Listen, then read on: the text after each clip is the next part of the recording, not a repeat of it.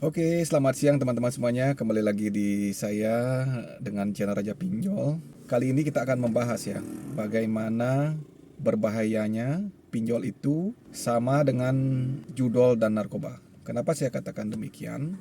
Karena dampak atau efek yang diberikan sama pinjol ini kurang lebih sama ya. Misalnya untuk pecandu narkoba, dia tidak punya uang untuk membeli narkoba, maka dia akan melakukan hal-hal yang di luar akal sehat ya. Seperti misalnya mencuri, merampok agar bisa membeli narkoba. Dan judol juga sama ya. Judol itu kan judi online lah istilahnya ya. Itu membuat ketagihan.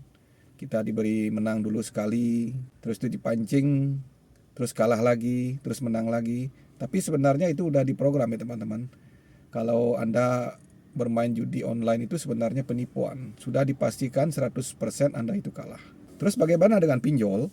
Untuk pinjol itu sama juga ya bahayanya karena waktu peminjaman yang sangat pendek, artinya durasi untuk mengembalikan uang itu sangat pendek, dan bunga yang mencekik ya.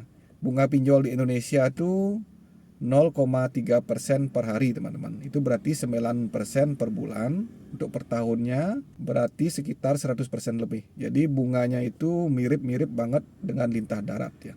Jadi karena tenor yang begitu pendek itu dan bunga yang lumayan mencekik tersebut, ya membuat orang-orang menjadi panik ya untuk membayar itu dengan segera. Karena apa? Karena tenornya sangat pendek.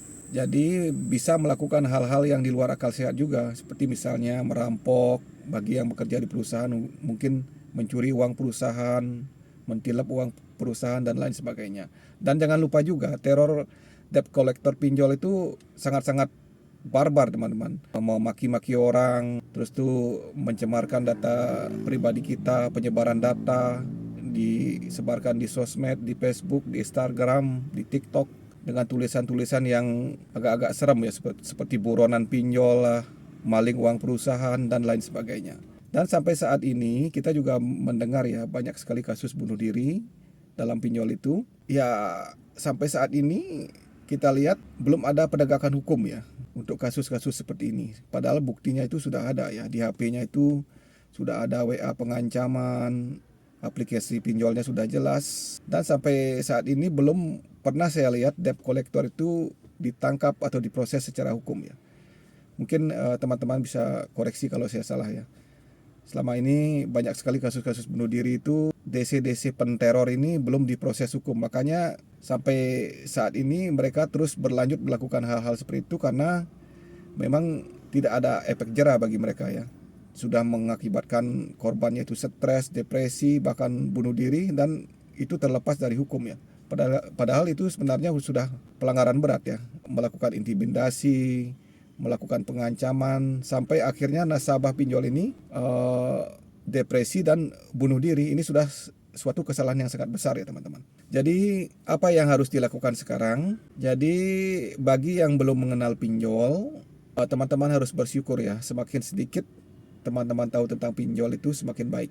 Dan bagi yang sudah mengenal pinjol, segera lunaskan jika teman-teman memiliki kemampuan untuk membayar ya. Dan bagi yang tidak punya kemampuan untuk membayar, mungkin dalam kesulitan ekonomi, segera gagal bayarkan. Jangan gali lubang tutup lubang untuk menutupi pinjaman sebelumnya. Itu akan membawa masalah yang lebih berat lagi teman-teman. Jadi utang teman-teman nanti akan numpuk sampai akhirnya gagal bayar juga. Dan bagi yang sekarang lagi merawat pinjol, saya sarankan segera hentikan ya. Jika memang masih ada pinjaman di sana, segera lunaskan kalau ada uangnya. Kalau tidak ada uangnya, segera galbaikan.